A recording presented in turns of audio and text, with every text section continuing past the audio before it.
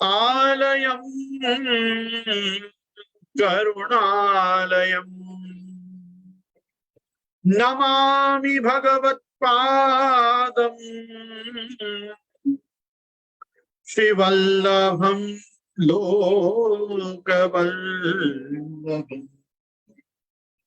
वल्लभम् विठ्ठलाचार्यम् श्रीकृष्णम् बादरायणम् सूत्रभाष्यकृतौ वन्दे भगवन्तव पुनः वल्लभाचार्य दिव्याज्ञाम् प्रतिवासर उज्ज्वला दिगंत व्यापिनी भूयात् साहिलोक हितैषी सर्वदेश दशाकाले अव्याहत पराक्रमा वल्लभाचार्य दिव्याज्ञा वर्धताम् अभिवर्धताम्। नत्वा श्री वल्लभाचार्यान् पुष्टिमार्गोपदेशकान् विठ्ठलेशान् गुरुन् स्तौमि बालकृष्ण मम प्रभुन् श्री कृष्णाय नमः। श्री गुरुभ्यो नमः। उपस्थित समस्त प्रियजन वाल्लभीयजन वैष्णवजन, मैं गोस्वामी गोविंद राय आपका हमारे इस अंतर्जालीय जूमांतर्गत सत्संग सदन में समस्त सनातन धर्मावलंबी आर्ष वैदिक आर्य भक्तों का, राष्ट्र भक्तों का, गो भक्तों का, भगवत भक्तों का मैं खूब खूब स्वागत करता हूं।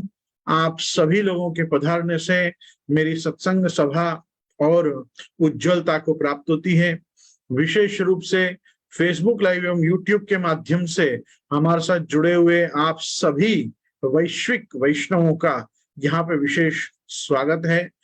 ग्लोबलाइजेशन के इस युग में सोशल मीडिया के प्लेटफॉर्म्स का उपयोग करके हम जो एक यूनिवर्सल मैसेज, एक वैश्विक संदेश जो समाज को दे पाते हैं, इसकी रीच हमारे खुद के विचारों से बहुत ज्यादा आगे होती है। कहाँ कहाँ हमारे ये जो सत्संग के जो एपिसोड्स होते हैं ये आगे अपने आप बढ़ते हैं, शेयर होते हैं, इनको लोग फेसबुक पे, यूट्यूब पे, अपने अपने व्हाट्सएप ग्रुप्स में भी लोगों तक पहुंचाते हैं। इससे हमारी जवाबदारी और बढ़ जाती है कि हम यहाँ से जो भी आपको संप्रदाय का, पुष्टि मार्ग का, वल्लभ वेदांत का, वाल्लभीय एक सांप्रदायिक पुष्टि मार्गीय दृष्टिकोण का जो हम आपको उपदेश दें, उसमें सत्यता और शालीनता, ये दोनों वस्तु जिसमें विद्यमान हो। श्री महाप्रभु जी की हमसे जो अपेक्षाएं हैं, हमसे जो आज्ञाएं हैं, हमारे प्रति जो आप श्री का औदार्य है, आपका तो स्वयं नाम है अदेय दान दक्षश्च मोदार चरित्रवान। तो ऐसे हमारे जगत गुरु महाप्रभु श्रीमद वल्लभाचार्य चरण के इस मार्ग से हम जो यहाँ से उपदेश दे रहे हैं, हम यहाँ से जो संदेश दे रहे हैं, उपदेश तो मैं क्या दूं, उपदेश तो मेरे पूर्वाचार्य दिया करते। हम तो उसका जो भी तात्पर्य या अभिप्राय हम अपने जीवन में समझे हैं, हम आपके साथ बांट रहे हैं। और हम जो चीज बांट रहे हैं, इसमें यदि कोई त्रुटि है तो वो त्रुटि हमारे मत की दुर्बलता नहीं है, अपितु ये मेरी व्यक्तिगत मति दौर्बल्य है। तो मैं बहुत उदार हृदय से ये बात को स्वीकारता हूं कि हाँ, अगर कोई गलत बात न करे नारायण, पर मेरे मुख से यहाँ से निकल जाए, तो उसमें जो भी त्रुटि हो रही है ये केवल मेरा खुद का मौलिक मति दौर्बल्यत्वात् हो रहा है। इसमें हमारे संप्रदाय के सिद्धांत या हमारे वल्लभ वेदांत के, हमारे मत का कोई भी दृष्टिकोण उस गलत वस्तु के साक्ष्य में या गलत वस्तु को सिद्ध करने में नहीं है। तो मैं इसकी पूरी जवाबदारी लेता हूं कि अगर कोई बात गलत बोल दी गई है तो ये मेरी मूर्खता है। तो मैं अपने मतलब स्वस्य मौढ़्यम किम वक्तव्यम, अब मैं मेरी ही मूर्खता की कहाँ तक आपसे चर्चा करूं या चिंतन करूं। लेकिन मैं जरूर इतना कहूंगा कि यदि इन सत्संग सरिताओं की अमृत बिंदुओं में यदि कोई आचमन की अंजलि में आपको कोई ऐसी वस्तु आए जिससे इस आचमन से आपका केवल देह ही नहीं, बुद्धि ही नहीं, मन ही नहीं, पर अंतरात्मा भी यदि पवित्र होकर और भगवत चरणारविंद की ओर लग पाती हो, तो मैं इसमें मेरे ये जो भी प्रयास चल रहे हैं इनको बहुत बहुत सराहूंगा स्वयं ही कि चलो ठीक है, एक वैष्णव के जीवन में तो कुछ परिवर्तन आया। तो अपन सभी साधक हैं, अपन सभी उपासक हैं, अपन सभी इस समय श्री महाप्रभु जी की सेवा में लगे हुए हैं। ठाकुर जी की सेवा अपन को सौभाग्य से श्रीमद आचार्य चरण की कृपा से, हमारे गुरुजनों की कृपा से, गुरु परंपरा की कृपा से प्राप्त हुई है। तो मैं उपस्थित सभी प्रियजनों से कहना चाहूंगा कि आप लोगों का बहुत बहुत धन्यवाद। आप लोगों ने इतने सारे प्रश्न मुझे भिजवाए, मैं एक एक दो दो प्रश्न का ही समाधान कर पा रहा हूँ। मेरी वो भी एक मानसिक समस्या है कि मैं किसी एक वस्तु को लेके चौंट जाता हूँ, जिसको हम कहते हैं, तो चिपक ही जाता हूँ, फिर मैं उससे इतर कोई विचार नहीं कर पाता। तो मैं चाहूंगा कि हमारे बाल बोधनी पाठशाला के हमारे टीचर इस समय हमारे साथ विद्यमान हैं, जो हमारी प्रश्नकर्ता हैं, वो आज का प्रश्न सभा मंडप में रखें, तो हम उस प्रश्न का चिंतन करें और उसके ऊपर थोड़ा विचार करें। प्रयास करेंगे कि आज 2-3 प्रश्नों को हम लें। तो यहाँ हमारे साथ गीता बेन मेहता इस समय साथ में हैं हमारे। तो गीता बेन, आप बोलिए। धन्यवाद। प्रणाम प्रभु। विजय श्री बालकृष्ण प्रभु।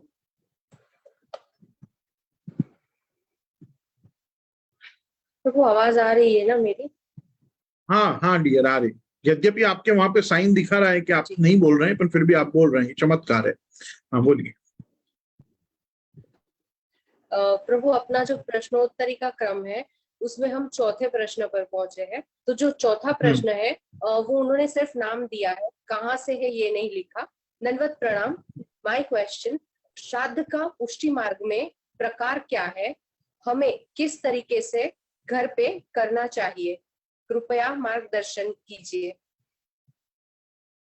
यार, मैं इस प्रश्न को बड़ा प्रासंगिक मानता हूं कि यद्यपि अपन पहले 2-3 दिनों में श्राद्ध के ऊपर काफी चर्चा कर चुके हैं, इसलिए कोई भी वस्तु को वापस दोहराना, इसको पुनरोक्ति होगी। लेकिन फिर भी क्योंकि यहाँ प्रश्न आया है कि श्राद्ध का पुष्टि मार्ग में क्या प्रकार है, तो पुष्टि मार्ग में श्राद्ध का कोई प्रकार नहीं होता, क्योंकि श्राद्ध जो है वो पुष्टि मार्गीय एक क्रम नहीं है, वो सनातन धर्म का एक अपने यहाँ क्रम है। कोई वस्तु अपने धर्म में अपने को प्राप्त होना, वर्णाश्रम धर्म में प्राप्त होना, वो हर चीज पुष्टि मार्ग से जोड़ी नहीं जाती। लेकिन क्योंकि हम खुद पुष्टि मार्गीय हैं, इस पुष्टि मार्ग के माध्यम से हम सनातन धर्म के जो सब अनुष्ठान हैं उनको हम करते हैं। इसलिए एक दृष्टि से ये प्रश्न को हम ले सकते हैं कि हाँ ठीक है, चलो पुष्टि मार्गी प्रकार क्या है, परंतु इस प्रश्न को ऐसे होना चाहिए कि पुष्टि मार्ग में श्राद्ध का क्या प्रकार है नहीं, अपितु पुष्टि मार्गीय व्यक्ति श्राद्ध को कैसे संपादित करे, कैसे करे श्राद्ध। तो आप मेरी बात को ध्यान से श्रवण करिए। प्रत्येक सनातनी भारतीय व्यक्ति का कोई न कोई वर्ण होता है, उसकी इस वर्ण व्यवस्था में श्रद्धा हो या न हो, वर्णाश्रम के अनुकूल जीवन हो या न हो, तथापि वो व्यक्ति या ब्राह्मण होगा या क्षत्रिय होगा, वैश्य होगा या शूद्र हो। ये वर्ण व्यवस्था में तो वो ये 4 में से ही एक होगा, जिसको हम सीधी सीधी भाषा में कहें तो या तो वो बामन होगा, या वो क्षत्रिय होगा, या वो वैश्य होगा, वैश्य तो वणिक होगा, और या वो शूद्र होगा। तो अभी अपन ये चीज को समझ के चलें। इसमें भी प्रत्येक व्यक्ति, जैसे जो पुरुष हैं विशेष करके, वो लोग 4 आश्रम में भी तो होते हैं भाई। वो ब्रह्मचर्य आश्रम में होते हैं, गृहस्थ आश्रम में होते हैं, वानप्रस्थ में होते हैं और संन्यास में। पहले तो किसी भी सनातन धर्म के विषयक प्रश्न को करने से पहले इतना समझना चाहिए कि चातुर्वर्ण्यम मया सृष्टम गुण कर्म विभागशः, भगवान ने 4 वर्ण को उनके गुण के हिसाब से कर्मानुगत करके विभाग किए हैं। ब्राह्मण में सात्विक गुण की प्रधानता होती है, उसको सत्वगुण संबंधी वस्तुएं दी गई हैं। क्षत्रिय में सत्व और रज दो वस्तु होती हैं, उसको वो दो गुणों के हिसाब से कर्म और धर्म दिए गए हैं।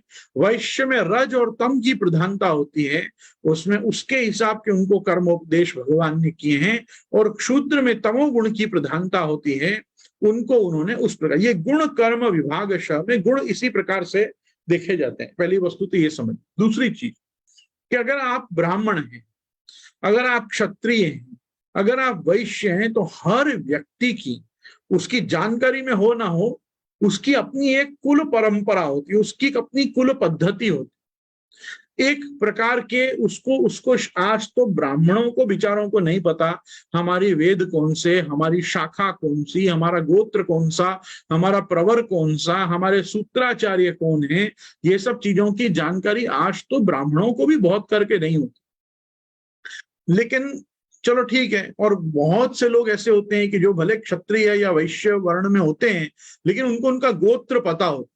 बहुत लोगों को उनका गोत्र भगवत कृपा से आज भी पता होता है। उनको अपना वेद पता हो ना हो, शाखा पता हो ना हो, गोत्र पता होता है कि मेरा आंगिरस गोत्र है, कि मेरा भारद्वाज गोत्र है, कि मेरा कौंडिन्य गोत्र है, कि मेरा आत्रेय गोत्र है, कि मेरा वाधुलस गोत्र है, गौतम गोत्र है। बहुत गोत्र प्रवर्तक ऋषि होते हैं, सप्तर्षियों से लेके बहुत से ऋषि होते हैं जिनके गोत्र अद्यावधि चले आते। ये गोत्रों का चले आना ही बताता है कि ऋषि परंपरा भी जो है वो गृहस्थ परंपरा है। और ऋषि परंपरा जो आर्ष वैदिक गृहस्थ परंपरा है, वो गृहस्थ परंपरा में ही गोत्र में त्रैवर्णिक पाए जाते हैं। ब्राह्मण, क्षत्रिय और वैश्य तीनों का गोत्र भारद्वाज हो सकता है, तीनों का गोत्र वाधुलस हो सकता है, तीनों का गोत्र कौंडिन्य या आत्रेय हो सकता है। तो गोत्र का पहले तो अपने को परिज्ञान होना चाहिए कि हमारा गोत्र कौन सा है। जैसे मैं आपको एक दृष्टांत मेरा ही दूं, तो भाई हम जितने भी वल्लभ कुलोद्भूत जो आचार्य बालक पृथ्वी पे विद्यमान होते हैं, हम सब कृष्ण यजुर्वेदीय ब्राह्मण होते हैं। हमारी तैत्रीय शाखा होती है, हमारी 3 प्रवर होती हैं, आंगिरस, बारहस्पत्य, भारद्वाज ये 3। और हमारा भारद्वाजी गोत्र होता है, भरद्वाज ऋषि के वंश में हम आते हैं, तो हम भारद्वाज होते हैं। तो उसी प्रकार से जो अत्रि के वंश में होते हैं वो आत्रेय होते हैं, जो कौंडिन्य ऋषि के वंश में होते हैं वो कौंडिन्य होते हैं। ऐसे अलग अलग ऋषियों के अपने होते हैं। और जिसको अपना गोत्र पता नहीं होता है, वो सब कश्यप ऋषि के संतान होने के कारण काश्यप गोत्र वाले होते हैं। कश्यप गोत्र नहीं होता, गोत्र ऋषि का नाम नहीं होता। ऋषि का गोत्र होने से कश्यप ऋषि का गोत्र काश्यप होता है। और पृथ्वी पे जितने भी लोग हैं वो अपने गोत्र की जानकारी रखते हो तो ठीक है, और नहीं रखते हो तो उनका काश्यप गोत्र होता है। जैसे जितने भी सन्यासी होते हैं, सन्यासी को तो अपना गोत्र भी परित्याग करना पड़ता है, वो उसके ऋषि के गोत्र में भी नहीं होता है। इस प्रकार से सन्यासी जब अपने सन्यास आश्रम रूपी चतुर्थ आश्रम में प्रवेश करता है, तो सन्यासी का खुद का गोत्र अच्युत हो जाता है, अच्युत गोत्र में आ जाता है। विष्णु का एक नाम है अच्युत, अच्युताय नमः, अनंताय नमः अपन बोलते हैं भगवान के नामों में। भगवान विष्णु का एक नाम है अच्युत, वो अच्युत गोत्र में आ जाता है। तो ऐसे या तो तुम अगर सन्यासी हो तो भी अच्युत गोत्र में हो, अगर तुम गोत्र को जानते हो तो तुम्हारे ऋषि का जो भी गोत्र हो वो बोलो, और अगर नहीं जानते हो तुम काश्यप गोत्रोत्पन्न हो। तो ऐसे पहले तो मनुष्य को किसी भी संप्रदाय में हो, पुष्टि संप्रदाय मतलब वाल्लभ संप्रदाय में हो या ना हो, वो किसी भी संप्रदाय में हो, संभव है किसी संप्रदाय में ही ना हो, वो केवल परंपरागत सनातनी हो, तो ऐसा व्यक्ति जब अपने गोत्र के अनुसार श्राद्ध करने बैठे तो उसकी अपनी एक कुल परंपरा को ट्रेस करता है।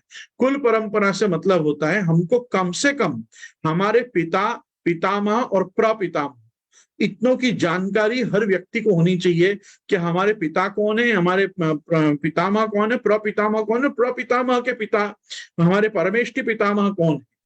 तो गुरु, परम गुरु, परमेष्टि गुरु, परात्पर गुरु, जैसे गुरु क्रम में भी ये परंपरा होती है, उसी प्रकार से ये हमको समझना चाहिए कि हमारे पिता, पितामह और प्रपितामह, जिसको कम से कम 3 पीढ़ी की जानकारी या 3 पीढ़ी का गोत्र पता होगा, मतलब 3 पीढ़ी का नाम पता होगा, वो अपने हिसाब से श्राद्ध में प्रवृत्त हो सकता है। पहली वस्तु श्राद्ध के लिए सबसे पहली आवश्यकता है कि हमारे माता पिता दिवंगत होने चाहिए। हमारे माता पिता अगर नहीं है इस लोक में तो ही हम श्राद्ध में प्रवृत्त हो सकते हैं, नहीं तो कोई और व्यक्ति श्राद्ध का संकल्प लेके अपने पुत्र से श्राद्ध करा सकता है। जैसे कोई व्यक्ति के पिता विकलांग हो या इस समय पे जरा व्याधि आदि के कारण श्राद्ध करने में सक्षम न हो, किन्हीं भी कारणों से बेड रिडन हो, तो ऐसी स्थिति में वो संकल्प लेके अपने पुत्र से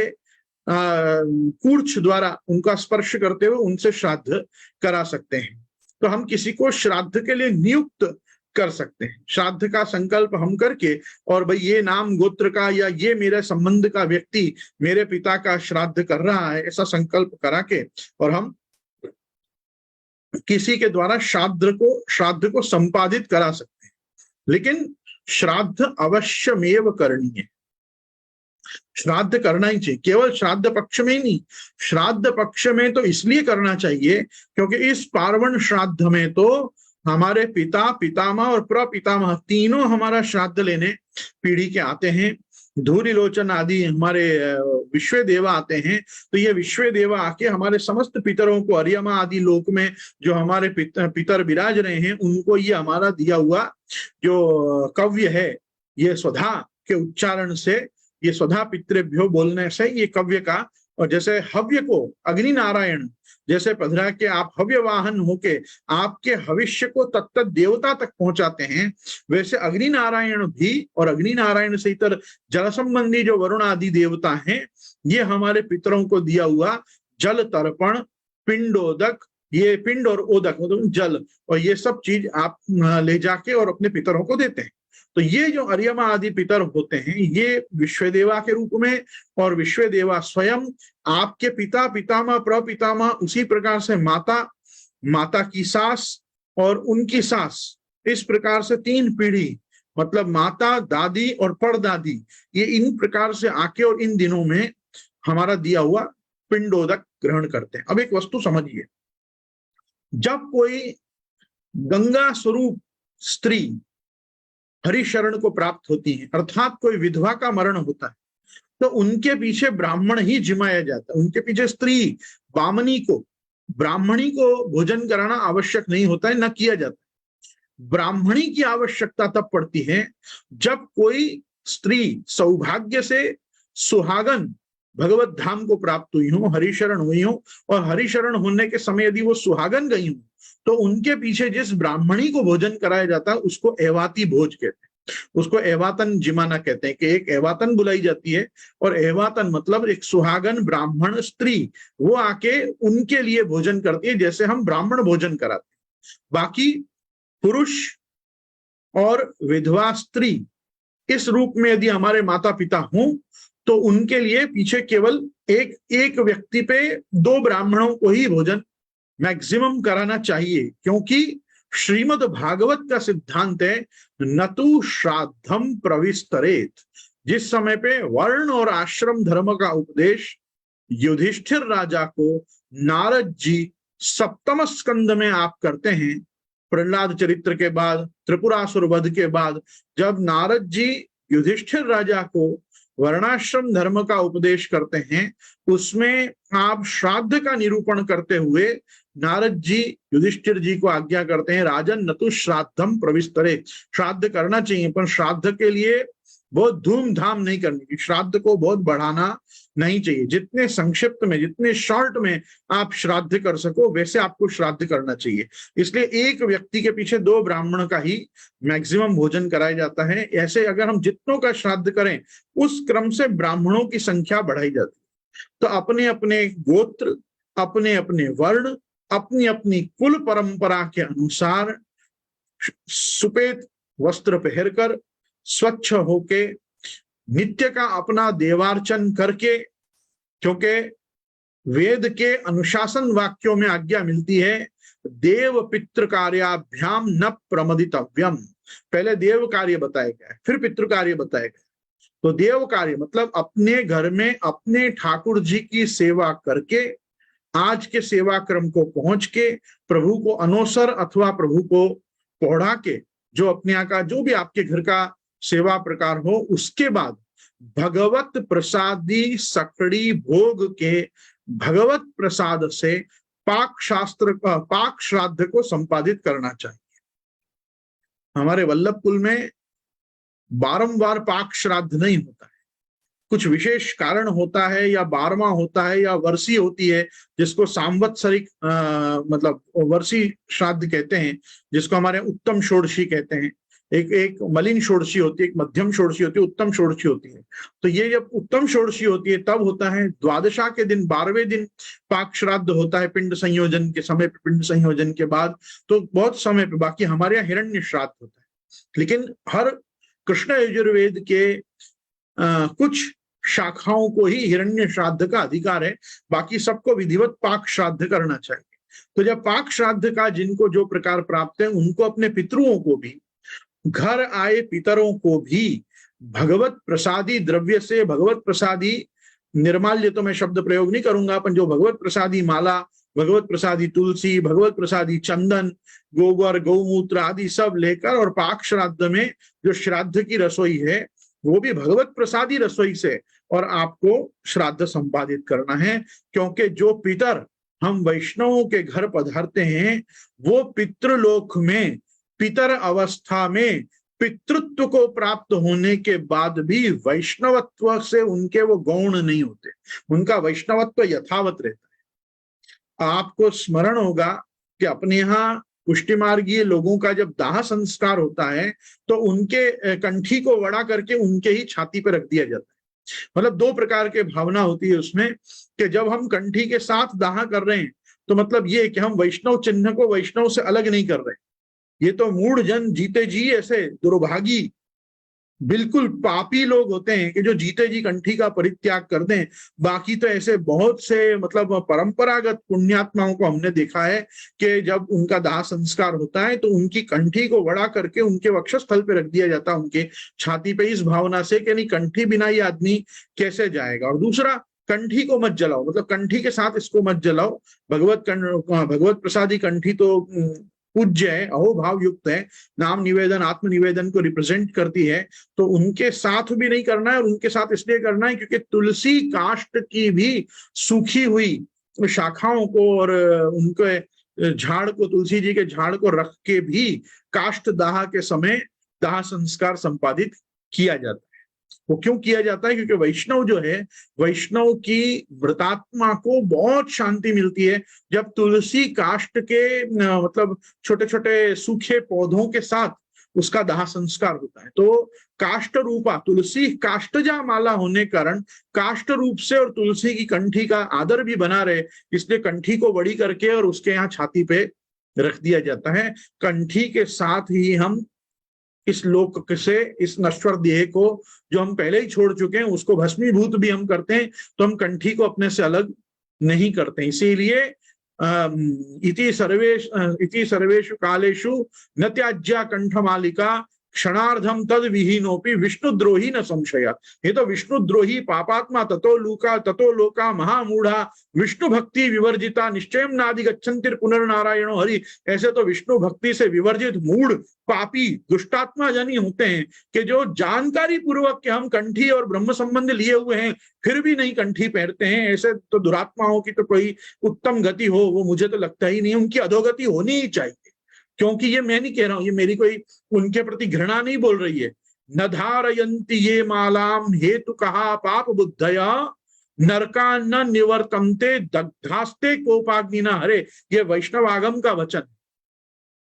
आगम संहिताओं में, वैष्णव आगम की संहिताओं में ऋषियों ने और स्वयं महादेव जी ने ये बात कही है कि जो पाप बुद्धि मनुष्य में क्यों कंठी पहरूं, ऐसा सोच के कंठी नहीं पहनते, वो कभी नरक से बाहर नहीं आते हैं और उनको हरि के कोप में न जाने कितने कल्पों तक नरक में जलना पड़ता है। जाना ही चाहिए, ऐसे लोगों को नरकगामी ही होना चाहिए कि जो दीक्षित होने के बाद भी कंठी नहीं पहनते। और दुरात्मा ऐसे हैं कि स्वर्ण की कंठी पहरे बात तो उनको लगता है कि ओ हमने बहुत बड़ा संप्रदाय पे उपकार कर दिया कि हमने सोना में मड़ा के कंठी पैर तो रखी है।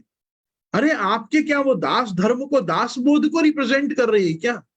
अरे आप कितना भी सोना पहनो, पर आप तुलसी की कंठी को तो धागा में ही पैरो, डोरा में ही पैरो, कंठी को तो अपने डोरा में ही होना चाहिए, भले रेशम का डोरा में पैरो, आप कैसे भी पैरो, परंतु वो धागा में होनी चाहिए कंठी। और कंठी जो है वो हमारे हमारे अस्तित्व का चिन्ह है, कंठी हमारा अस्तित्व है। हम कौन है, तो बस ये कंठी बता देती है कि हम वैष्णव हैं। तो पहले तो वैष्णवों को ये बात समझनी चाहिए कि बिना कंठी के तो दाह संस्कार भी नहीं। उसी प्रकार से भगवत चरणारविंद में चढ़ी हुई तुलसी भी पितरों के ऊपर, पितरों की चट पे भी तुलसी भी पधराई जाती है। उसके साथ विष्णु का भी, जो श्राद्ध रक्षक विष्णु होते हैं, उनका पूजन भी होता है। जिस समय पे एकोद्दिष्ट नाम का श्राद्ध होता है, एकोद्दिष्ट मतलब जिस दिन हमारी माता या पिता की जो क्षया तिथि हो, जिस दिन वो भगवत धाम को, हरिशरण को प्राप्त हुए हों, उस दिन जो हम श्राद्ध करते हैं, जिसको तिथि का श्राद्ध कहते हैं कि आज हमारे पिताजी की तिथि है, वो श्राद्ध को एकोद्दिष्ट नाम का श्राद्ध कहते हैं। एकोद्दिष्ट एक के उद्देश्य से किया गया श्राद्ध, उसमें दो ही चट लगती हैं, श्राद्ध रक्षक विष्णु और जो तुम्हारे पितर हो जिनका आप श्राद्ध कर रहे हो वो। लेकिन इस समय पे ये जो श्राद्ध पक्ष चल रहा है, जिसको हम महालय कहते हैं, जिसको हम श्राद्ध पक्ष कहते हैं, जो ये भाद्रपद की पूर्णिमा से लेकर और ब्रज आश्विन कृष्ण अमावस्या तक, ब्रज आश्विन कृष्ण अमावस्या, और आप पता नहीं क्यों पर गुर्जरों के भाद्रपद कृष्ण अमावस्या तक ये जो 16 दिन आते हैं, इनको हम श्राद्ध पक्ष कहते हैं। ये पक्ष में, ये 16 दिन में जो श्राद्ध होते हैं, इनको हम पार्वण श्राद्ध कहते हैं। ये पितरों का पर्व है। We have to celebrate these days with our forefathers. तो हमारे पितरों के साथ, हमारे बड़ों के साथ हम इन दिनों को मनाते हैं। जैसे अब नवरात्रि आएगी तो हम भगवती के साथ ये दिनों को मनाएंगे, श्री यमुना जी के साथ ये दिनों को मनाएंगे। जैसे चैत्र नवरात्र आते हैं तो हम श्री रामचंद्र जी के साथ, श्री यमुना जी के साथ हम इन दिनों को मनाते हैं। दशहरा आने पर भी हम रामायण के साथ मनाते हैं। हम ये नौ विलास करके गोपीजनों के साथ, श्री यमुना जी के साथ हम ये नवरात्रि का पर्व मनाते हैं। तो जैसे हम सर्व प्रकार के दिनों को सेलिब्रेट करते हैं, मनाते हैं, वैसे ये कोई खराब दिन नहीं है। ये खराब दिन लोग क्यों मानते हैं? क्योंकि इन दिनों में गणपति पूजन से लेकर शुरू होने वाले जितने भी शुभ कर्म हैं, इनको बंद कर दिया जाता है, रोक दिया जाता है। रोका क्यों जाता है? क्योंकि ये देव पूजा के लिए विशिष्ट दिन नहीं है। ये पितरों का सम्मान करने के, पितरों का पूजन करने के, पितरों को याद करने के, पितरों को श्रद्धा का दान करने के, पितरों को तिलोदक देने के लिए, पितरों को पिंड दान करने के ये दिन होते हैं। तो इन दिनों में प्रत्येक पुष्टि मार्गी को, प्रत्येक सनातन धर्मावलंबी को अपने अपने गोत्र, अपनी अपनी कुल परंपरा, अपने अपने वर्ण और आश्रम धर्म के हिसाब से उसको अपने गौर बापा, पंडित, पुरोहित, उपाध्याय जो उनको प्राप्त होते हो, उनको बुला के पूछ के, अपने घर के बड़ों को, बड़े ना हो तो चाचा, काका, बाबा, फूफा, मामा, नाना, जो तुम्हारे सगे संबंधी तुम्हारा आध्यात्मिक हित चाहते हो, उनसे पूछना चाहिए भाई हमारी कुल परंपरा क्या प्रकार की रही है, कैसे हमारे यहाँ श्राद्ध होता है। और चट पे पितरों को बुलाकर श्राद्ध संपादित करना चाहिए, पाक श्राद्ध करना चाहिए, श्राद्ध का भोजन करना चाहिए। जो गए हो उनसे छोटों को श्राद्ध भोजन प्राप्त होता है। जो व्यक्ति भगवत धाम को प्राप्त हुआ है, हरिशरण को प्राप्त हुआ है, उनसे छोटे जितने घर में हों, उनको वो श्राद्ध प्राप्त होता है। उनको प्राप्त वस्तु का भोजन करना चाहिए, उससे पितर प्रसन्न होते हैं। और आप पितरों से द्वेष इसलिए मत करिए कि आपके पितर कोई इतर नहीं है, वो भी वैष्णव है। वैष्णव के घर जब खाने आए तो उसको अपने को विशेष आदर, सम्मान और प्रेम पूर्वक उसको हमको कुछ भगवत प्रसाद देना चाहिए। ये हमारी 252-84 वैष्णव में बताई गई परिपाटी है। आज लोग क्यों ऐसा पूछते हैं? आगे भी 2-3 प्रश्न ऐसे हैं श्राद्ध संबंधी। श्राद्ध भोजन करना चाहिए कि नहीं करना चाहिए, क्या करना चाहिए? अरे श्राद्ध भोजन किसी और के बाप का नहीं करना चाहिए, पर अपने बाप का भी श्राद्ध भोजन नहीं करेगा तो तू बेटा किस काम का? तो प्रश्न ये है कि मनुष्य को आग्रह पूर्वक अपने बड़ों का, अपने पिताजी का, अपने माताजी का, अपने दादाजी का, अपने दादी जी का, जिनको उनको प्राप्त है, उनका जिनको करना ही चाहिए, उनके लिए उनको ऐसा नहीं सोचना चाहिए कि हम कैसे श्राद्ध भोजन करें। देखो एक शास्त्र वाक्य मैं आपको बताता हूं, परान्नम शत गायत्री श्राद्ध दैश्च शतत्रयम गर्भाधाने सहस्त्रम च आयुतम प्रेत भोजन। अगर कोई व्यक्ति किसी और का अन्न खाए जो उसको प्राप्त नहीं है, पता नहीं कैसा अन्न था क्या था, और खा ले, तो उसको 100 गायत्री का प्रायश्चित बताया गया है ब्राह्मणों को विशेष करके। ये मैं ब्राह्मणों के लिए कह रहा हूं कि ब्राह्मण यदि किसी और का अन्न खा ले जो उसके अधिकार में नहीं था, या उसको ऐसा पूर्ण विश्वास नहीं है कि ये पवित्रता से भगवत प्रसादी पद्धति से संपादित किया हुआ भगवत प्रसाद है, सकड़ी, विशेष करके मैं सकड़ी के लिए कह रहा हूं, सकड़ी पातल, तो उसके लिए 100 गायत्री का प्रायश्चित बताया है कि एक ब्राह्मण अष्टोत्तर शत गायत्री का जप करे तो परान्नम शत गायत्री। अगर वो किसी का श्राद्ध भोजन करने जाए जिसका वो बेटा या पोता नहीं है, जिसका वो नाती या दोहित्रा नहीं है, तो या उसका भांजा नहीं है, तो यदि मामा मामी नाना नानी इनके अलावा तुम किसी का श्राद्ध भोजन करने जाते हो, पिता माता दादा दादी के अलावा, बड़े भाई या भाभी के अलावा, तो तुमको 300 गायत्री का प्रायश्चित बताया गया है ब्राह्मण को।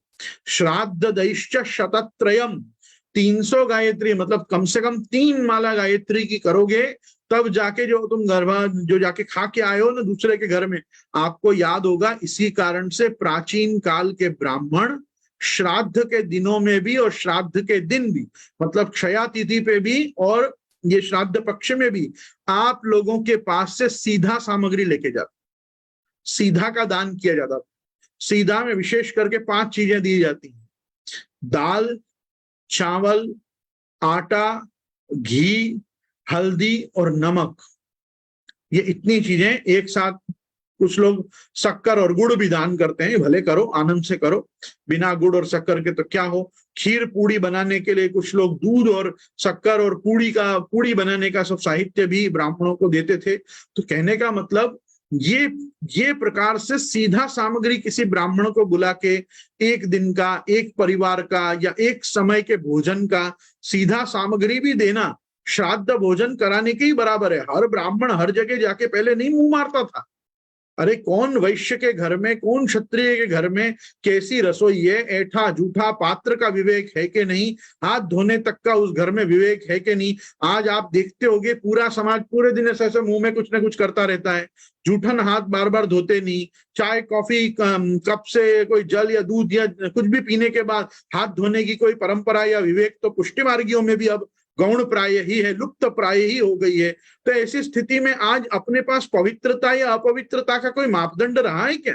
कोई नहीं रहा है। आज पुष्टि मार्गी लोगों पे जो हंसते रहते हैं, आ लोगों तो आखा दिन बस हाथ धोता हो, हाँ हम हाथ धोता हो, हम लोग हाथ खासा करता हो, हमारे यहाँ हर चीज के पहले और बाद में हाथ धोना, ये हमारे को जो हाइजीन सिखाया गया है वो हम 500 साल से फॉलो कर रहे हैं। ऐसा नहीं हम 5000 साल से फॉलो कर रहे हैं। हम जब से ये द्वापर से कलयुग में आए तब से हम समझ गए हैं कि अगर हमको शुद्धता से रहना है तो हमको बार बार कम से कम हाथ धोते रहना पड़ेगा। और आप लोग देखो, बच्चों को हो कि बड़ों को हो, पेन पेंसिल हो तो मुंह में डाल लेते हैं। कोई चाबी हो गाड़ी की चाबी से कान खुजाते रहते हैं, नाक खुजाते रहते हैं। लोगों की कितनी गंदी आदत हो चुकी है कि कहीं भी कुछ हाथ लगाए हैं तो फिर धोना तो कुछ जरूरी रहा ही किसी के लिए नहीं है। लोगों को कुल्ला करने का विवेक नहीं रहा है कि क्या खा के कम से कम 5 कुल्ला करने चाहिए।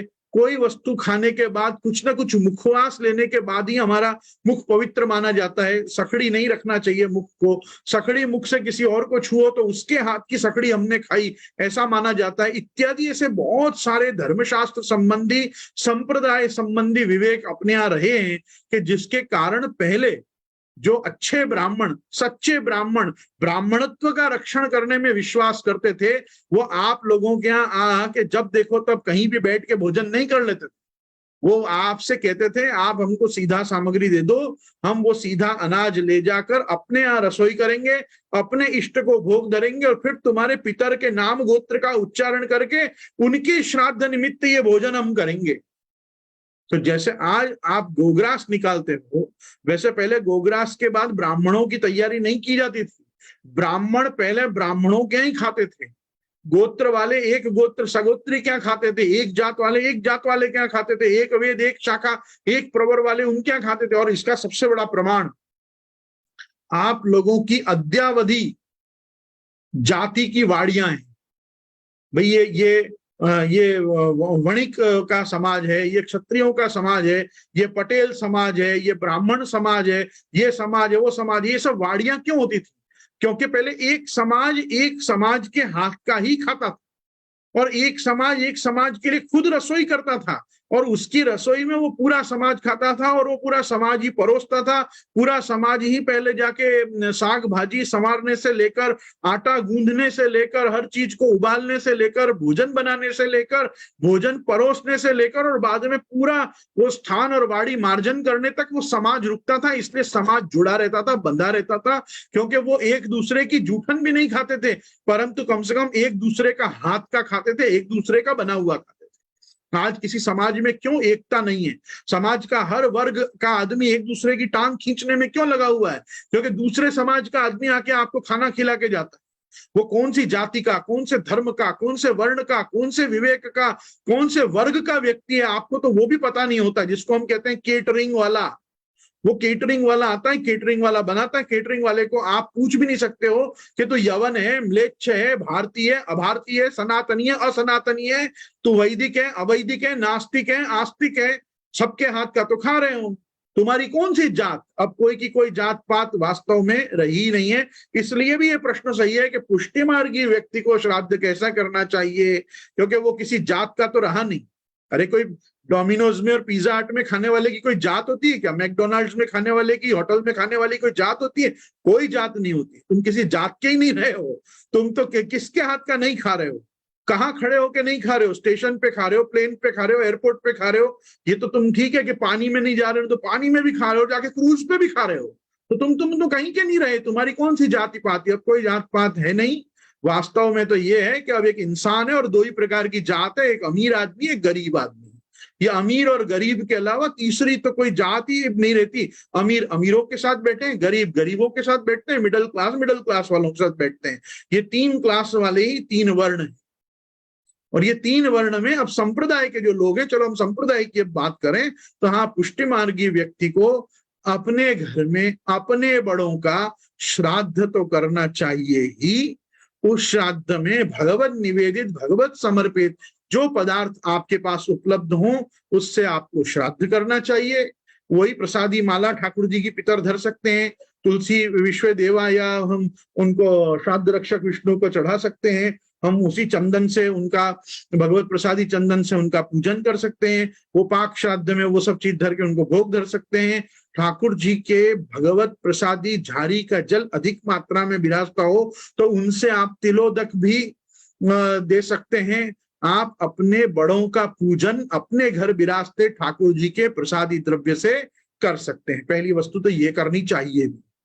अपने घर में अपने कुल का पुरोहित, जिसको अपना गौर बापा, गुजराती लोग बोलते हैं हमारा गौर आच है, हमारा गौर बापा आच है, हमारा पुरोहित आच है, हमारा उपाध्याय आच है, जो बोला जाता है उनको बुलाना चाहिए। चट पूर्वक अपने यहाँ इस समय पे विश्व देवा की चट, पिता पितामह प्रपितामह, मतलब वसु रुद्र और आदित्य रूप से पिता पितामह प्रपितामह, माता दादी और परदादी, इस प्रकार से सब क्रम करके सर्व पितृ अमावस्या पे, भरणी नक्षत्र में, व्यतिपात योग पे, जब जब आपके जो बड़ों की जो तिथि हो उस दिन, और ये पूरे 16 दिन यदि हो सके तो अपने बड़ों को तर्पण करना चाहिए। तर्पण के लिए एक ब्राह्मण रोज बुलाना चाहिए और पूरे 16 दिन पूनम के श्राद्ध से लेकर सर्व पितृ अमावस्या तक नित्य तर्पण का मनुष्य को आग्रह रखना चाहिए।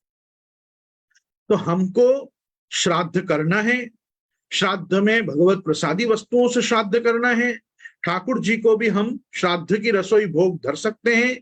श्राद्ध की रसोई ठाकुर जी ने भोग नहीं आवे, ऐसा ये गलत प्रचार है, क्योंकि समस्त वल्लभ कुल के यहाँ भी जो ठाकुर जी अरोगते हैं उनमें से जो सब वस्तु प्रसादी निकलती है उसी से वो होता। हाँ, मैं वापिस कहना चाहूंगा, जो 12वें का प्रेत भोजन होता है, जिसको मृत्यु भोज भी बहुत लोग बोलते हैं, 12वें का पाक श्राद्ध केवल पितर ही अरोगते हैं, और पितरों के साथ आए हुए जो विश्व देवा, उसमें काम और काल नाम के विश्व देवा पधारते हैं, वो लोगों को भोग आता है और उनका प्रसादी ही पितर अरोगते हैं। तो एक 12वें के दिन और एक जिस दिन वर्षी वारते हैं उस दिन जो मृत्यु भोज होता है, जिसको हम 12वें का द्वादशा का भोज कहते हैं, वो द्वादशा का भोज ठाकुर जी को भोग नहीं आता है। 10 दिन तक तो आप कुछ भोग धर ही नहीं सकते हो, वो तो प्रसादी तो प्राप्ति नहीं है। जिसको सूतक है, सूतकी को तो भगवत प्रसादी कोई वस्तु प्राप्ति नहीं है। अटकाव वाली रजस्वला स्त्री सूतकी से बेटर है, क्योंकि रजस्वला अटकाव वाली को भगवत प्रसादी मिलता है। भगवत प्रसादी वस्तु की अधिकारी रजस्वला स्त्री होती है। पिंडरू वाले सब होते हैं, जिनको वृद्धि सूतक लगा हो, जिनके यहाँ जात कर्म संस्कार हुआ हो, उनको भगवत प्रसादी सब होता है। पर जिसके घर में मरण हुआ हो उसको जब तक सूतक रहता है, सूत की को भगवत प्रसादी प्राप्त नहीं होता। इसलिए द्वादशा का जो भोज होता है वो ठाकुर जी को भोग नहीं आता। द्वादशा की रसोई अलग बनती है। उधर तक जो समाज के लोग, जाति के लोग कड़ुआ का पैसा देके गए होते हैं कि भाई ये बाहर से ही अन्न लाओ, बाहर से ही सब बनाओ और बाहर से ही खा के और सूतक के दिन निकालो। घर के अनाज को, घर के भंडार को, घर में जहां गणपति विराजते हो वो भंडार में से छुई हुई दशा में, अपवित्र सूतक की दशा में घर के भंडार का स्पर्श नहीं करना चाहिए। अपना पूरा भंडार छुआ जाता है, पूरा भंडार निकालना पड़ता है। इसलिए मैं वैष्णवों से खास आग्रह करना चाहूंगा कि जिस समय आपको सूतक लगता है, और बहुत ज्यादा सूतक सुनने के लिए ललायित भी नहीं होना चाहिए। हर चीज का व्हाट्सएप पढ़ लिया, हर चीज को फेसबुक पे देख लिया, नहीं है मालूम है अभी वही डोकरा मरने वाला है या डोकरी कहीं मरने वाली है, तो अभी राह देख के बैठे हैं कब फोन आवे हम सुने वो आऊ थई गयो, अरे केम थई गयो, क्यारे थई गयो। ये सब बकवास। पुष्टि मार्गी लोगों को जो कम से कम घर में सेवा परायण है, या कम से कम जिनको रोज सेवा तो करनी है, उनको 10वें दिन, 13वें दिन या 16वें दिन रात्रि को सुन के 17वें दिन शुद्ध हो जाना चाहिए। हर व्यक्ति को हर व्यक्ति के मरण का सूतक सुनना भी आवश्यक नहीं है। घर में एक आध जेंट्स को ये जवाबदारी दे देनी चाहिए कि आप सुन लो, आप ही जान लो, आप ही बाद में हमको छल्ले दिन बता देना। एक रात्रि सबको बाद में पाल लेना चाहिए, छल्ली रात्रि, और निवृत्त हो जाना चाहिए। इसमें इतना क्या विचार है कि भाई आपने बद्धाने तो सांभळવું પડે ને, બધાને કેમ सांभળવું પડે? कोई बद्धाने सांभळવું नहीं पड़े। जिसको सेवा करनी है वो कहा कि बार बार, और ये क्या मतलब है? आधे साल तुम्हारे ठाकुर जी किसी और क्या बिराजे रहते हैं, हमने तो सूतक छे, हमने तो सूतक छे, हमने तो बाधक छे ने, बाधक छे ने, लौकिक आवी गयो, लौकिक आवी गयो। तो काय को ठाकुर जी पधराए थे? क्यों ठाकुर जी की सेवा का मंडाण किया जब सबके मरण में जाके बैठ जाना है? रोज स्मशान का ही मुंह देखना है कि अरे ओलो वयो गयो, ओलो वयो गयो, ओलो चलो गयो। तुम अपने घर का कुछ शुभ अशुभ जानते हो कि नहीं? कुछ अच्छा सोचते हो कि नहीं? कि हर रोज जाके मरण में नहीं बैठना, हर रोज स्मशान नहीं चले जाना, कोई भी मर गया उसको कंधा देने नहीं पहुंच जाना। नहीं, जहां आवश्यक हो, जहां लोकाचार की दृष्टि से ऐसा लगे कि नहीं यहाँ जाना पड़ेगा, जाना चाहिए, ये मानवीय स्तर पे भी सही है और ये धार्मिक स्तर पे भी सही है कि हाँ मैं वहां जाऊं, वहीं जाना चाहिए। हर जगह सोशल वर्कर की तरह पुष्टि मार्गीय व्यक्ति को बिहेव नहीं करना चाहिए, क्योंकि पुष्टि मार्गीय व्यक्ति सोशल वर्कर से बहुत अलग जीवन जीता है। हम सोशलाइज करते हैं, हम सोशल वर्कर नहीं है।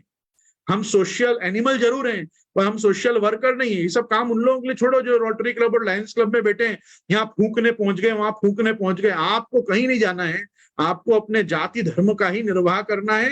नाती जाति में, परिवार में, कुटुंब में, बहुत करो तो मामा बुआ के घर में कुछ घटना घटी हो, ससुराल में कुछ घटना घटी हो, जहां जाना एज जमाई आवश्यक हो, जहां भाणेज या भतीजा के ढंग से जाना जरूरी हो, जहां कहीं साले या जीजा के रूप में जाना जरूरी हो, उतना ही निर्वहन करना चाहिए। ओलाना आटला पीढ़ी ऊपर हता ने आम वया गया हूं, 5वीं पीढ़ी ऊपर छू। हमको पूरे दिन ऐसे वाहियात कितने प्रश्न आते रहते हैं, ये वो चला गया हम कितने दिन का पालें, ये चला गया हम कितने दिन का पालें। आपको क्यों इतनी रुचि है? क्या सेवा से कंटाल चुके हो कि राह देखते रहते हो, कहीं बच्चा हो तो मैं पिंडरू सुन लूं, कहाँ बच्चा हो तो कहीं कोई मरे तो मैं सूतक सुन लूं, ताकि उतने दिन सेवा से मेरा पिंड छूटे। तो तुम पिंड दान करने की सोच रहे हो कि पिंड छुड़ाने की सोच रहे हो? मेरे को तो यही समझ में लोगों को नहीं आता है। अपने घर का मंगल देखना चाहिए। किसी के अमंगल हुआ हो तो हुआ हो, उसका रसोड़ा अलग, उसकी आवक अलग, उसकी जावक अलग, उसकी जीवन अलग, उसकी जीवन शैली, विचारधारा, व्यवस्था अलग। अरे आपको आपका देखना है, आपको आपके घर का मंगल देखना है। कब तक घर के बाहर पैर धो के अंदर घर में आओगे भाई? ये भी अब लोगों को नहीं पता है। अरे अपनी स्मशान में से जाके सीधे ऑफिस चले जाते हैं, स्मशान पे से सीधे फैक्ट्री चले जाते हैं। तो तुम काय को चोपड़ा पूजन करते हो? क्यों लक्ष्मी पूजन करते हो? क्यों गणपति पूजन करते हो? एक स्मशान महादेव लाके पिंड पे बैठा लो। तुमको तो चाहिए नहीं मेरे घर में लक्ष्मी आवे, वो सदलक्ष्मी आवे, और ऐसी लक्ष्मी आवे कि ओ मेरे घर के वारे न्यारे हो जाएं। और काम ऐसे करने हैं कि जो लक्ष्मी आती हो तो घर में नहीं आवे। क्यों? अशुभ चरण लेके चले आना, अशुभ स्थान से चले आना, घर के बाहर पैर धोए बिना अंदर आ जाना। अरे ये सब चीजों का विवेक तुमने छोड़ दिया है, इसीलिए पूरे दिन रोते रहते हो, मने पितृदोष छे, मने आ दोष छे, काल सर्प दोष छे, ते दोष छे। तुम खुद एक दोष हो, तुम खुद ही काल सर्प हो। तुम किसी को छू लोगे ना तो वो छुआ जाएगा, क्योंकि तुमने अपने जीवन में से धर्माचरण को छोड़ के सारा आचरण स्वीकार लिया। इसलिए पुष्टि मार्गी व्यक्ति को बहुत जवाबदारी पूर्वक ये सब चीजों में पढ़ना चाहिए, विचार करना चाहिए कि मेरे ठाकुर जी की सेवा कौन करेगा अगर मैं रोज ये सब सुनता रहूंगा। क्योंकि श्मशान जाके आने पर तारा सूतक लगता है। तारा सूतक का मतलब होता है कि जिसके लिए हम सनसेट तक का वेट करें। भाई ऐसा है, सूर्य सहिता तारा उदय नहीं होते हैं, सूर्य अस्त होता है तब तारागणों का उदय माना जाता है। तो कम से कम यदि हम सुबह, दोपहर, मध्याह्न, अपराह्न अगर कहीं श्मशान जाके आए हों तो बाहर घर के पैर हाथ धोकर घर में अंदर आके एक कोना पे चुपचाप बैठ जाना चाहिए। जिस समय पे सूर्यास्त हो, ताराओं का उदय हो जाए। अब तारा देखना, अब जैसे तारा हमारे यहाँ वापी में तारा ही नहीं दिखते हैं, इतना पॉल्यूशन होता है, इंडस्ट्रियल पॉल्यूशन इतना एनवायरमेंट में होता है कि हम तारा देखने बैठे तो दूसरे दिन सुबह हो जाए पर हमको तारा ना दिखे, इतना पॉल्यूशन होता है। तो हम कहाँ से तारा का उदय देखेंगे? हमारे को मान लेने का कि अगर अभी सूर्यास्त तो हो चुका है। अच्छा, मोबाइल में आता है, सबके मोबाइल में सनराइज इतने बजे, सनसेट इतने बजे, आपको वेदर रिपोर्ट तो अब आपके सेल्युलर फोन से ही प्राप्त हो जाती है। उसके लिए किसी को पंचांग देखने की, टिप्पणी देखने की थोड़ी जरूरत है। आप देख लो सनसेट का टाइम क्या है, ये सनसेट का टाइम है, उसके बाद जाके अपने नहा लो, नहा के कंठी बदल लो। अगर त्रैवर्णिकों में यज्ञोपवीति हो तो यज्ञोपवीत और कंठी दोनों बदलो, चरणामृत लो, भगवत प्रसादी तुलसी लो, शुद्ध हो जाओ। इसमें क्या इतना विचार करना है? पर नहीं, हम तो श्मशान से डायरेक्ट ऑफिस जाएंगे, हम तो श्मशान से सीधे काम धंधा पे जाएंगे। पची ये बधु तो साधु पड़े ना, तो वो साधो नहीं आएगी, लक्ष्मी भाग जाएगी, कुछ अच्छा नहीं होगा। क्यों? क्योंकि ये सब चीजों की मेन मर्यादा जो मानते हैं उन पे ही काम करती है, ऐसा नहीं है। जहर को जानकारी पूर्वक खाओ कि बिना जानकारी पूर्वक खाओ, जहर अपना काम करेगा ही। अमृत को जानकारी पूर्वक पियो कि बिना जानकारी पूर्वक पियो, अमृत अपना काम करेगा ही। तो अपने को निर्णय करना है कि अपने को धर्म संबंधी जहर पीना है कि धर्म संबंधी अमृत पान करना है। तो मैं आप सब लोगों को कहना चाहता हूं कि अभी अपन ये समापन कर देते हैं इस प्रश्न का। वो इस प्रकार से करते हैं कि पुष्टि मार्गीय व्यक्ति को पहले तो श्राद्ध करना चाहिए, तो अपने पिता, पितामह, प्रपितामह तीनों को बुला के पार्वन श्राद्ध में देना चाहिए। एकोदिष्ट श्राद्ध में केवल पिता का या माता का श्राद्ध करना चाहिए। श्राद्ध भगवत प्रसादी द्रव्य से करना चाहिए। उस श्राद्ध के संपादन होने के बाद, गोग्रास निकले बाद, ब्राह्मण भोजन करे बाद या ब्राह्मण को सीधा दिए बाद, दक्षिणा दिए बाद, तांबुल दिए बाद खुद को भी बैठ कर श्राद्ध भोजन करना चाहिए। श्राद्धकर्ता को पहले करना चाहिए, बाद में परिवार के लोगों को श्राद्ध भोजन शुरू करना चाहिए। श्राद्ध भोजन होने के बाद सायंकाल को सेवा में नहीं जाया जाता है, इसलिए सांझ की सेवा, जिनके यहाँ उत्थापन से शयन की सेवा, यदि ऐसा कोई क्रम हो तो फिर वो घर के अन्य लोगों को करनी चाहिए। हर व्यक्ति जिसको श्राद्ध भोजन प्राप्त है उसको कोई श्राद्ध भोजन का प्रायश्चित नहीं लगता है, क्योंकि प्राप्त होता है। इसलिए घर के अन्य लोग जिन्होंने जो श्राद्ध करता नहीं है, जिन्होंने श्राद्ध की क्रिया, श्राद्ध की विधि में जो नहीं बैठे हैं, वो लोग सब सांझ को सेवा में जा सकते हैं। कंडीशन है कि शौच जाकर, स्नान करके, चरणामृत लेके फिर सेवा में जाना चाहिए, मतलब शौच जाना चाहिए। एक बार हमारे को मल त्याग करके वो दोष निवारण करना चाहिए श्राद्ध भोजन का, और उसके बाद स्नान आदि करके और फिर भगवत सेवा में जाना चाहिए। और जिनके ठाकुर जी पहुंच चुके हैं उनको भी सायंकाल को एक बार दिया बत्ती के समय स्नान करके, मतलब शौच करके, स्नान करके, चरणामृत लेके शुद्ध होके दिया बत्ती के समय अपने बाप दादाओं को हाथ जोड़ने चाहिए, नमस्कार करना चाहिए। जब ठाकुर जी के चित्र को हम नमस्कार करते हैं उसके साथ अपने पितरों का भी दर्शन करना चाहिए, पितरों का को नमस्कार करना चाहिए श्राद्ध के दिन सायंकाल को। और श्राद्ध कर्ता को सायंकाल को भोजन नहीं करना चाहिए, उसको भोजन वर्ज्य। सायंकाल के दिन जिसने सुबह श्राद्ध किया हो उसको एक समय पे ही, जिसको गुजराती में कहते हैं ना एक टाणा, यानी क्या होता है ये टाणा, मेरे को तो आज तक समझ में नहीं आया, पर ये एक टाणा उसको भोजन करना चाहिए। सांझ काल को भूखा रहना चाहिए। दूसरे दिन वापस जब राजभोग पीछे भगवत प्रसादी सकड़ी मिले तभी उसको वापस भगवत प्रसाद लेना चाहिए। ये शास्त्र विधि है। दूसरा कि श्राद्ध भोजन किसी के यहाँ भी कभी भी नहीं करने चले जाना चाहिए।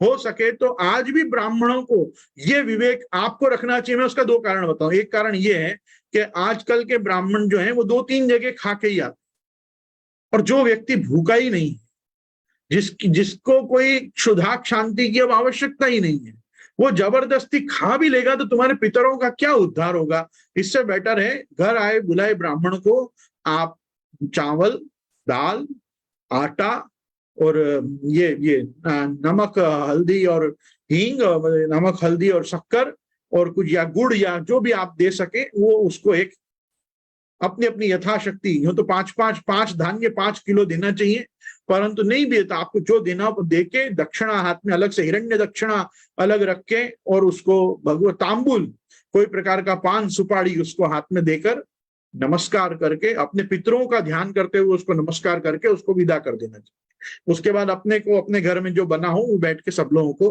गोग्रास निकले बाद, ब्राह्मण भोजन हुए बाद अपन को खा लेना चाहिए।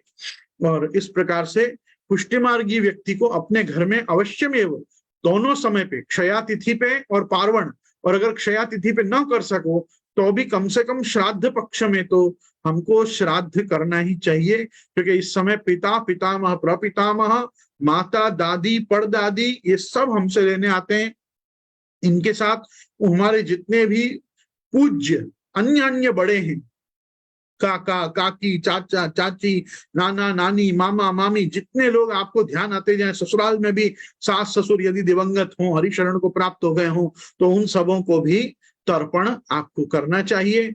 नित्य कर्मांग भूत तर्पण में भी देव, ऋषि और पितरों का तर्पण होता है। उसमें देव तर्पण होता है, ऋषि तर्पण होता है, पितरों को तर्पण होता है।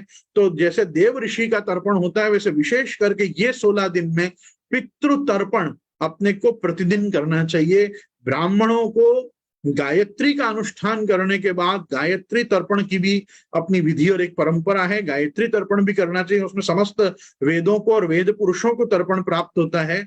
तो हमको ये तर्पण का आग्रह ये 16 दिन में खास रखना चाहिए। मान लो हमारे द्वारा श्राद्ध संपादित न भी हो सके, समझो कि आप किसी समय पे श्राद्ध नहीं कर पाए, तो भी ब्राह्मण को बुला के उससे अपने सारे पूर्वजों को और जो जो हमारे बड़े हमको स्मरण आए कि जो अब इस लोक में धराधाम को विभूषित नहीं कर रहे हैं, ऐसे लोगों को हमको तर्पण करना चाहिए। तो मैं आपको खास ये चीज कहना चाहता हूं, मेरी तरफ से एक मतलब आचार्य या गुरु पद पे होने के कारण के श्राद्ध में ये देखो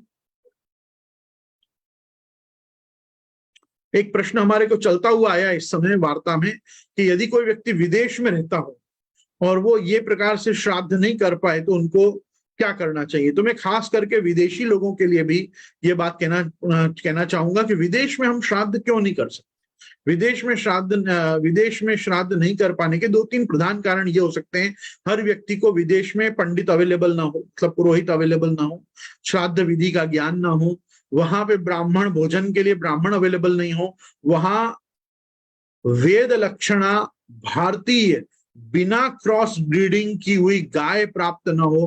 क्योंकि आपको ये चीज ध्यान होगी कि भारतीय गाय जिसको हम हमारी परंपरागत गौ माता कहते हैं, उसका प्रधान चिन्ह है कि उसको गले में कंबल होना चाहिए, गल कंबल होना चाहिए। और आप देखोगे कि ये जो अन्य जिनको हम जर्सी, होल्स्ट्रेन आदि विदेशी गाय बोलते हैं, ये विदेशी गायों का मुंह देखना कभी, इनकी थूथड़ी भैंस जैसी होती है, भैंस होती है एक प्रकार की, व्हाइट बफेलो होती है, इनको गल कंबल ही नहीं होता। यहाँ पे इनको जो कंबल लटकता है गाय को, ये नहीं होता। तो ये जो गल कंबल जो एक वस्तु है ना, ये गाय में होना बहुत जरूरी। जिसको गाय को गल कंबल होता है ना, वही गाय हमारे यहाँ गाय, उसी को हम वेद लक्षणा भारतीय गौ कहते हैं। उसका ही गोबर और गौमूत्र भी श्राद्ध आदि कर्मों में चलता है, नहीं तो उसके अलावा वो भी नहीं चलता है। और कायदेसर ये जो श्राद्ध की रसोई है, श्राद्ध की रसोई की खीर भी जो है ये गाय के दूध की बनी हुई होनी चाहिए। भैंस के दूध के बनी हुई खीर को भी श्राद्ध भोजन की खीर कायदेसर नहीं कहा जाता, उसके लिए गाय के दूध की बनी हुई खीर होनी चाहिए। ऐसे ये बात पुष्टि मार्गियों को कहना मेरे को जरूरी नहीं, कि पुष्टि मार्गी लोग प्राय अपने ठाकुर जी को आग्रह पूर्वक गोरस ही अरोगाते हैं, भैंस रस नहीं अरोगाते। परंतु समझो कि किसी को गाय का नहीं अवेलेबिलिटी होती, ये विदेशी गाय ही, तो भाई ऐसे लोगों को तो ऑनलाइन तर्पण की बहुत सारी वीडियोस बनती हैं।